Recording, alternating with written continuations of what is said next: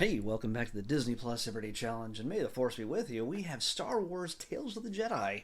This is the brand new, just launched at midnight, like an hour and 40 minutes ago. Yeah. I'm literally recording. I'm recording this at 1:40 in the morning, and I still have to watch Andor yet tonight. So, yeah, it's late. Anyway, this is a brand new series, animated series from the people who brought you the Clone Wars and Rebels and everything else. Dave Filoni and his animation crew, Lucasfilm Animation. Uh, he created, directed, wrote so much of this stuff, along with a bunch of other people. Obviously, it's a long list of people, but this is a bit of something new. This is I thought it was a regular series, like just 6 episodes, but it's not. It is a series of shorts. They're all about 15, 20 minutes long each, probably a little less than that with when you take off the foreign credits and things like that. But it it's actually one of the best things, and I know it's hard to take me at face value when I say that, because I always say it's one of the greatest things that they've released yet in Star Wars on Disney Plus, because I tend to really like Star Wars stuff. I'm a Star Wars guy. I've been like that since I was very a Padawan. Yeah. So before we knew what a Padawan was. Yeah. So yeah, it's I've been there since the beginning. Put that math in your head. I'm old. So what this does is it tells us single, complete stories of certain Jedi. This one focusing, as you can see here, focusing on two particular Jedi, although there's many others that feature in this. But we get to see Ahsoka and Count Dooku, a very young Count Dooku, in fact, back when he was one of the Jedi, and when he had an apprentice named Qui-Gon Jinn. Yes, so we get to see a little bit of prequel storytelling. We get to see some stuff that happens during the prequels, and we get to see something that happens soon after the end of the prequels, or kind of at the very end of Revenge of the Sith, and a little beyond that. So yeah, there's something that also drops itself right into the Clone Wars era. So we get to see a lot of people, a lot of familiar faces, a lot of familiar voices, a lot of voices that we have not heard in a long time in the Star Wars universe, in animation specifically. Also, I don't want to spoil too much of this, because it's part of it is the discovery. The part of it is, if you're a fan, yeah, the experience. Well, one, you've already watched it like I have, and you're not like, oh my gosh, let's see what he has to think about it to see whether I'm going to watch it or not. Yeah, that's not something that's going to happen with a Star Wars fan. But if you're not a Star Wars fan, if you're not a person who cares one way or the other about Star Wars, and you're just kind of casual, and you're just like, oh, my friends want me to watch it, sit with them, and you want to not look like a dummy, well, maybe I'm here to tell you about what's going on here. Maybe I can help you with that. But yeah, I'm also trying not to spoil anything. I don't know how. Again, I don't know how I can spoil anything when the people who care about spoilers will have already watched it. There's my conundrum. Anyway, 6 episodes. Like I said, each about 15, 20 minutes each, and 15, 19, something like that. And we get to see. There's a few tiny things I'll spoil, but you kind of see them in the trailers for this. So we get to see the birth of Ahsoka.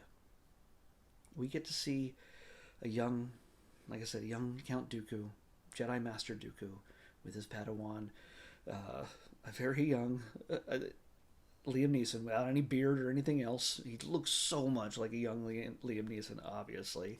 Um, and we get to see the first tuggings of the dark side. Maybe not the first, but the earliest we've seen in the story of Count Dooku. Which, again, he only existed primarily. Well, he was introduced in Attack of the Clones, and he, spoiler, died in Revenge of the Sith at the hands of Anakin.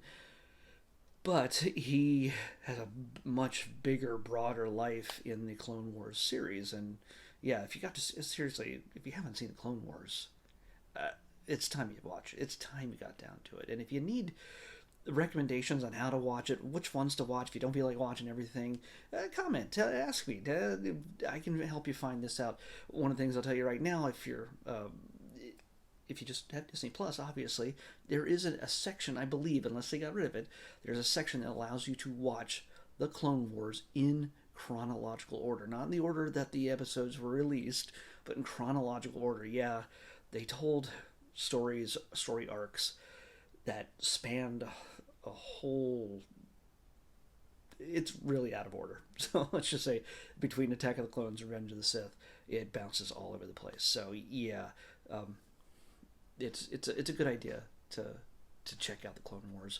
And by the way, there is even a tiny, well, there is a Rebels connection to all this as well. So that's fun. Again, it's going to be a lot of people who grew up with Clone Wars and have a real love for this show, for the animated Star Wars. If you're just a person who is just, oh, I'm just the original trilogy and that's the only thing that matters to me, well, sorry. You know what? Star Wars is bigger than that, and it's time you get used to it. But hey, you know what? You can like what you like. I don't care. But don't begrudge anybody the joy that is the prequels. Yes, I said it, and the Clone Wars and everything else and all the animated stuff, because you might think it's for kids, but it's not. It's for everybody, and it's pretty dang good. And this, with the animation quality, everything else is just astounding. You get to see details and textures and the way they even focus on the characters, put them harder into focus with the backgrounds blurred out, stuff that they didn't necessarily do as well in the original Clone Wars series. Here, of course, now they have the budget, a bigger budget, and it's just quality stuff. It's so freaking beautiful to look at. But yeah, we get what matters is this is actually pretty evenly split between the two main characters I'm talking about here. There's 3 Ahsoka episodes and 3 Dooku episodes, and they're not exactly in the order you think they're going to be. They actually are in chronological order. Yeah. And one of the things I loved about this is there are things that were only referenced in the films, things that were hinted at, things that were discovered in the films. We see the seeds of that being planted, especially when it comes to Dooku in his story. And to me, Dooku's story is the more exciting to me, because I love the idea that he was a Jedi who became disenfranchised with everything the Jedi were, which also, it's, he's not necessarily a guy who became a bad guy because I like to be evil. He believed in doing things a different way. He believed that the Jedi weren't living up to what they were supposed to be doing, and he was right. Dooku was right in many ways. The Jedi, especially even led by Yoda, it's that era. The fall of the Jedi happened on Yoda's watch. What is with my tongue?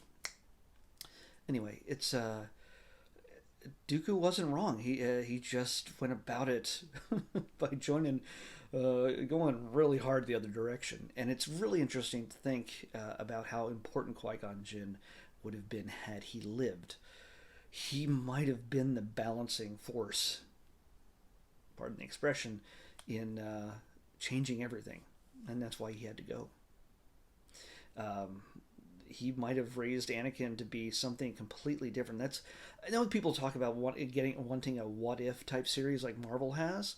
I mean, Marvel has had a what if comic book for decades, and there has been a Star Wars Infinities series on the Dark Horse Comics imprint. You should look that up if you want to see a Star Wars what if type story thing being told, and you don't think you're going to get it in animation or live action. Then I say find that. Go to your local comic shop, support your local comic shop, and go ask them for Star Wars Infinities, and you might get to see some really interesting stories about what if Darth Vader didn't turn to the dark side, or was he redeemed sooner? Or there's a white armored Darth Vader in that.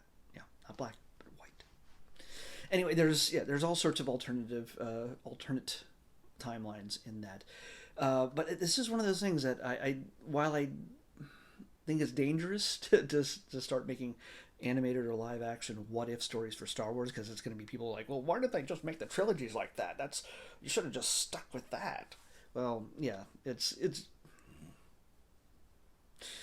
going to be a lot of because I imagine if they did a what if with no constraints, with no worries about continuing a franchise, they're going to be a little bit more off the chain and probably put out a pretty bombastic story, and people would probably love it, and I know I would too.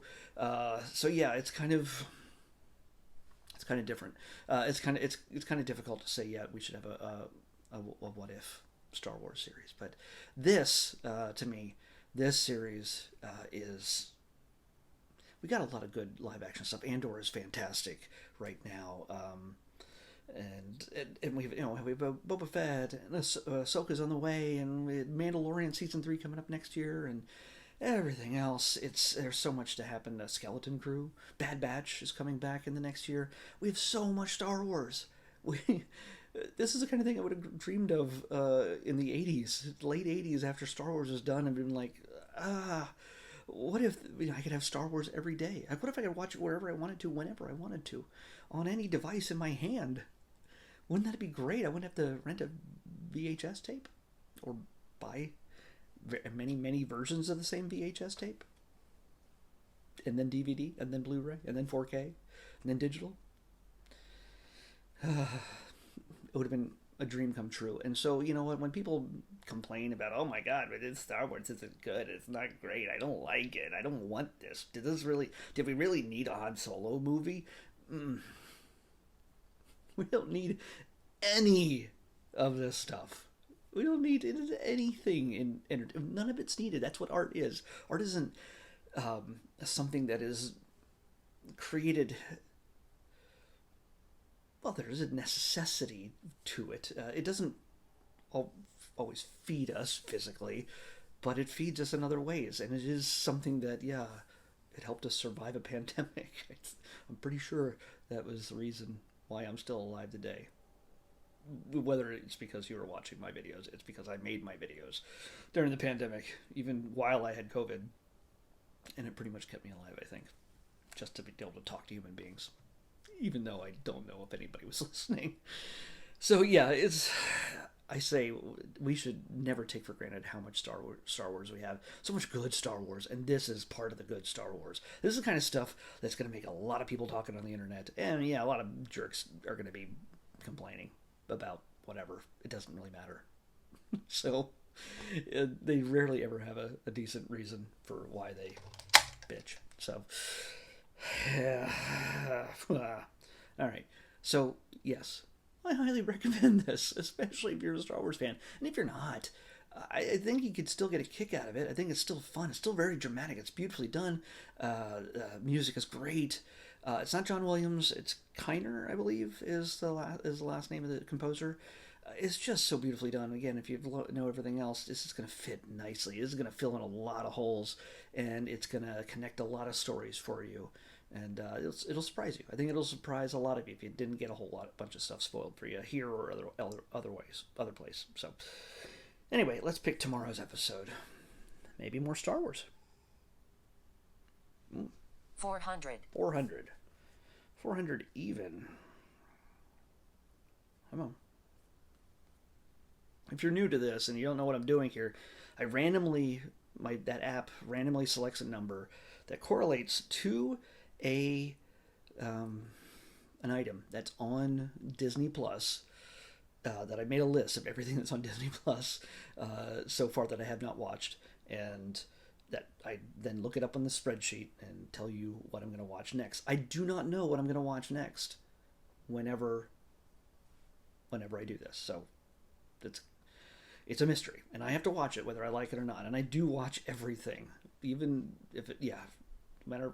I don't watch, like, if it's a series of like 100 episodes, I just watch one or two. I don't watch the entire thing. But if it's a movie or whatever else, I watch it. So here we go. We're going to be watching, it looks like a documentary, and I'm not sure exactly why, and in this political climate, it sounds like it might be fairly dangerous, but I really doubt it has anything to do with that. This is Storm Rising. Yeah, don't read into that. Don't. Some of you, don't read into that. Storm Rising. More than likely, it has to do with the weather. I guess climate change, maybe. I don't know. Storm Rising on the Disney Plus Everyday Challenge. I'll see you back here tomorrow with that.